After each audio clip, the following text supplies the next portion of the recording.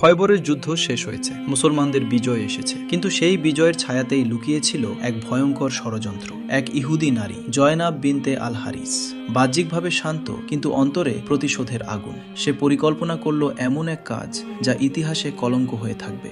সে দাওয়াতের আয়োজন করল। প্রিয় নবী হযরত মুহাম্মদ সাল্লাল্লাহু আলাইহি ওয়াসাল্লামকে আমন্ত্রণ জানানো হলো। সামনে পরিবেশন করা হলো ছাগলের মাংস, যা তিনি পছন্দ করতেন, কিন্তু কেউ জানতো না সেই মাংসের ভেতরে মিশে আছে তীব্র বিষ।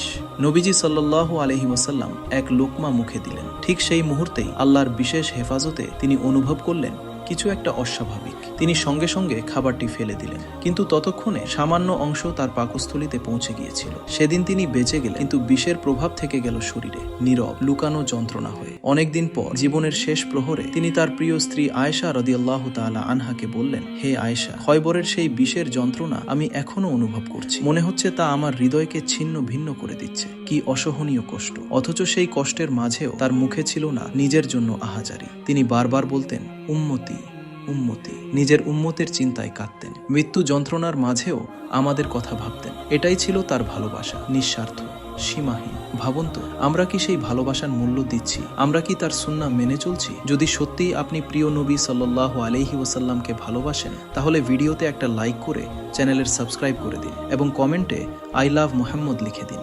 আল্লাহ হাফেজ।